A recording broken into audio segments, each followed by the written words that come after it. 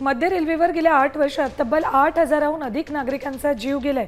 रूळ ओलांडताना आणि धावत्या लोकलमधून पडून सर्वाधिक मृत्यू झाल्याची कबुली मध्य रेल्वेने काल हायकोर्टात नव्यानं प्रतिज्ञापत्र दाखल करून दिली।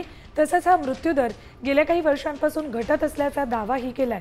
मुंब्रा दुर्घटनेच्या चौकशी अहवालाची समीक्षा सुरू असल्याचंही मध्य रेल्वेने सांगितले। रेल्वे रूळ ओलांडताना आणि रेल्वेतून पडून किती जणांचा बळी गेलाय बघूया आपण ग्राफिकच्या माध्यमातून। 2018 मध्ये 1022 जणांचा मृत्यू झाला, 19 मध्ये 920 जणांचा, 2020 मध्ये 471, 21 मध्ये 748, 2022 मध्ये 654 तर 23 मध्ये 782 जणांचा मृत्यू झालाय, 24 मध्ये 674 जणांचा मृत्यू झाला,